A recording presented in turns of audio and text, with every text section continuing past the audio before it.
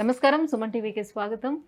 శ్రావణ మాస విశిష్టతల గురించి తెలియజేసేందుకు ప్రస్తుతం మనతో పాటు ఉన్నారు ప్రముఖ ఆస్ట్రో మరియు వేదిక వాస్తు నిపుణులు, దేవి ఉపాసకురాలు శ్రీమతి జయప్రద గారు. అమ్మ నమస్కారం. నమస్తే అమ్మ. శ్రీమాత్రే నమః. అమ్మ, శ్రావణ మాసం, శ్రావణ సోమవారాల యొక్క వైశిష్ట్యం ఏమిటి? ఈ శ్రావణ మాసానికి శివుడికి ఉన్నటువంటి సంబంధం ఏంటి? శ్రావణ మాసం శివుడికి సంబంధం కాదు నాన్న. పరమేశ్వరుడు, పార్వతి అమ్మవారు వీళ్ళిద్దరూ లేకుండా లోకంలో ఏదీ లేదు. మనం ఏది కావాలనుకున్నా ఫస్ట్ మనం కొలిచేది మన లోకానికి మాతాపితలు అంటే ఎవరంటే పార్వతీ పరమేశ్వరులే కదా. సో వాళ్ళు లేకుండా జరగదు. శ్రావణ మాసంలో విశిష్టత ఏంటంటే శ్రావణ మాసం అనేది శ్రావణ మాసంలో ఒక కథ ఉంటుంది. ఈ కథ వృత్తాంతం అంతా కూడా మనం అధ్యాయాలుగా వినొచ్చు చక్కగా. కాకపోతే ఏంటంటే సింపుల్గా చేసుకునే విధంగా శ్రావణ సోమవారాలు ఎందుకు చేస్తామంటే చాలామందికి వివాహం అయిన తర్వాత దంపతుల మధ్య విభేదాలు వచ్చి ఇబ్బందులు పడి ఒకరు కంటే ఒకరు నచ్చకపోవడం, ఒకరి మాట ఒకరు వినకపోవడము, ఒకరి మాట ఒకరు వినాలనే అనే తత్వం లేకపోవడము, కొంచెం పర్సనల్గా ఉండే కొంచెం ఈగోలు. పూర్వకాలం అయితే ఖచ్చితంగా వివాహం అయిన దగ్గర నుంచి అర్ధనారీశ్వర స్తోత్రం అని చెప్పి ప్రతిరోజు శివమానస పూజ అని చేస్తే ఇప్పుడు మనం లలిత సహస్రనామాలు, విష్ణు సహస్రనామాలు చదివేస్తున్నాం. కానీ వీటన్నిటికన్నా బేసిక్స్ అనమాట ఇవి. చాలా సింపుల్గా పెళ్ళవగానే ఆడపిల్ల ఇంట్లో దీపారాధన చేసి శివమానస పూజ అని ఉంటుంది. సో శివమానస పూజ చేసుకోవడము, తర్వాత దుర్గా సప్తశ్లోకి అని చెప్పి 7 శ్లోకాలు ఉంటాయి, అవి చదువుకోవడం. ఈ శివమానస పూజ చేస్తే భార్యాభర్తలు ఇద్దరి మధ్య అన్యోన్య దాంపత్య జీవితం.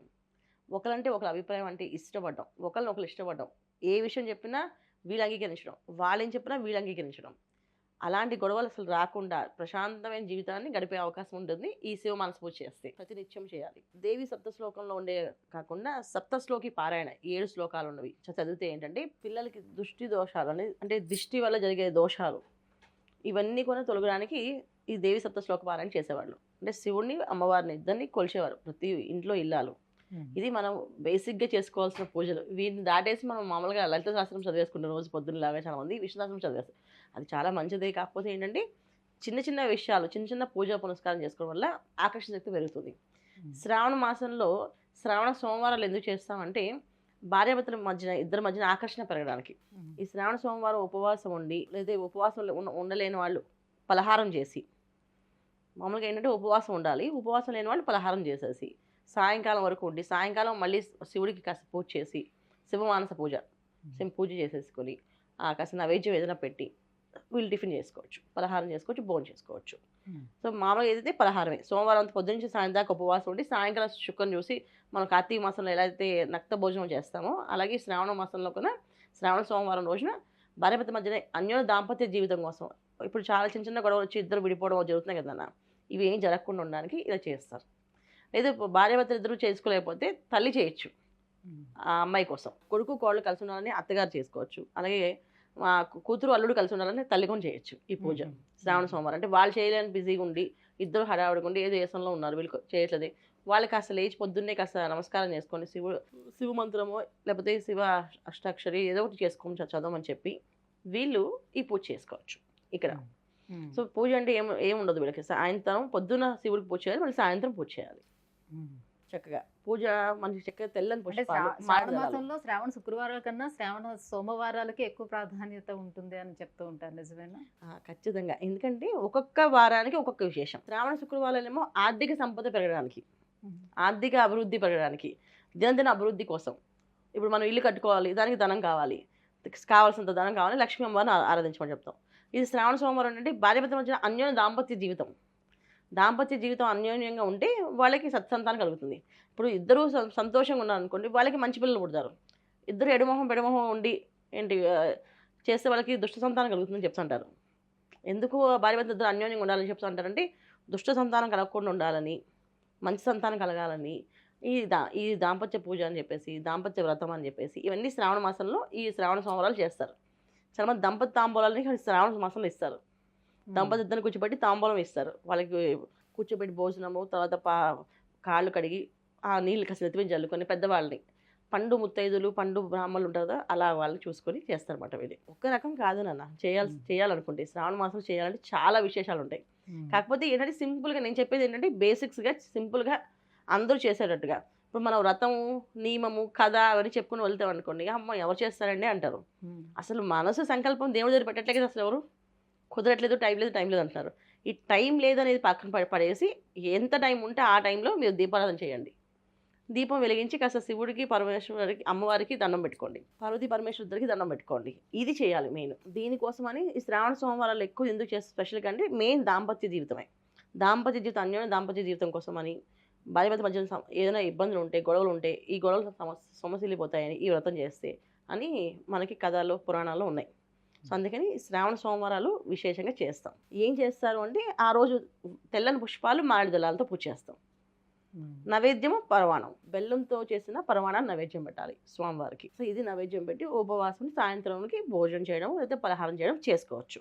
ఈ విధంగా నియమం చేసుకుంటే శ్రావణ సోమవారం ఎన్ని వస్తే శ్రావణ మాసంలో అన్ని సోమవారాలు చేస్తారు. ఇది దంపతుల మధ్య ఉండే ఆకర్షణ శక్తి పెరగడానికి దాంపత్య వ్రతం అని చెప్పి అంటారు దీన్ని, శ్రావణ సోమవారాలు అంటే.